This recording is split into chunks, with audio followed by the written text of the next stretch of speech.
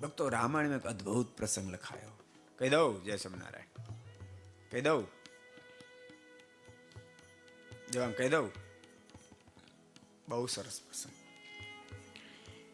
વિભીષણે ભગવાન રામનો વિરોધ નહીં કરવા માટે રાવણને બહુ સમજાયો કે મોટા ભાઈ તમે માનો, જાનકીજીને પ્રભુ રાઘવને અર્પણ કરી દો. માં જાનકીના ચરણ પૂજન કરાય, એને પત્ની બનાવવાનો સંકલ્પ ન કરાય. મારી વાત માનો.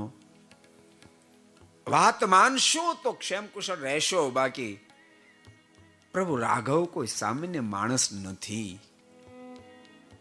રાવણ કહે છે કે વિભીષણ તું મને શું સમજે છે? ત્રિલોકીમાં કોઈની તેવડ નથી મારી સામે આંખ ઊંચી કરી શકે.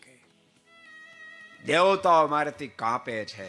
વરુણદેવ આવી અને પાણી ભરી જાય છે, વાયુદેવ આવીને વાસેદું કરી જાય છે. વિભીષણે ફરી વાર પ્રયાસ કર્યો છે, મોટા ભાઈ હું તમારી શક્તિને જાણું છું, આપની બધી વાત સાચી, પણ એ બધી શક્તિ માણસની સામે કામ લાગે, પરમેશ્વરની સામે નહીં.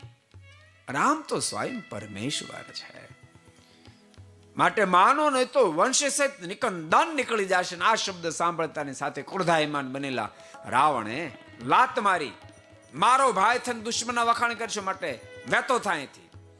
અને વિભીષણે લંકાનો ત્યાગ કર્યો. પોપટાતા જીવતા છે? કાલ ધમવીએ ગયા હતા? ક્યાં ગયા હતા? હું ઘેર દાટી હતી? હું ઘેરે દાટી હતી?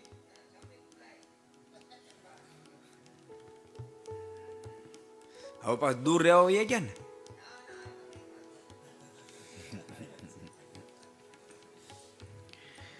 વિભીષણને જાકારો દીધો. વિભીષણ પ્રભુ રામને મળવા માટે આવ્યા છે, પ્રભુને શરણે આવ્યા છે. પણ પ્રભુ તો કુટિયામાં છે, વાંદર દળ બધું રક્ષણ કર્યું છે. વિભીષણને આવતા જોતાની સાથે રોક્યા છે.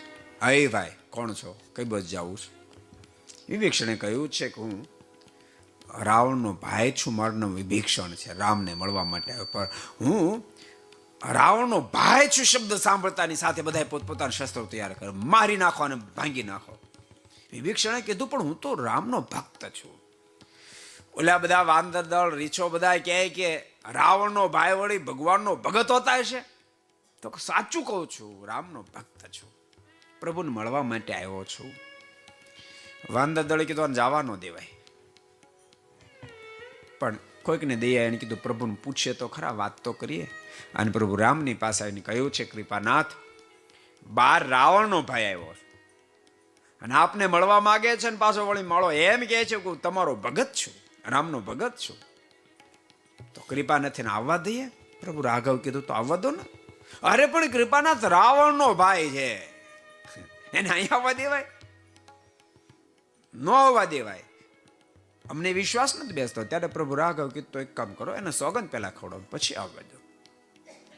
વાંદર દળે બહાર આવીને કીધું પહેલા સોગંદ ખા, પછી અંદર જવા મળશે. ત્યારે વિભીષણ બોલ્યા છે, હું સોગંદ ખાઉં છું. હું જો રામનો ભગત ન હોઉં ને તો આખું લંકાનું રાજ મને મળો. હું જો રામનો ભગત ન હોઉં ને ત્રિલોકીની માલિકી મારી થાવ. હું જો રામનો ભગત ને દુનિયાનું કહેવાતું બધું સુખ મને પ્રાપ્ત થાવ.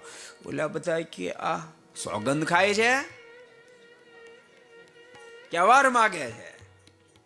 વાંદર દળ તો ભગવાન રામની પાસે કે કૃપાનાથ એ તો આવું માગે છે. અને ત્યારે પ્રભુ રાઘવ કે આવવા દો, એ મારો ભગત જ છે, તો જ આ માંગણી થઈ શકે, એ તો થઈ ન શકે.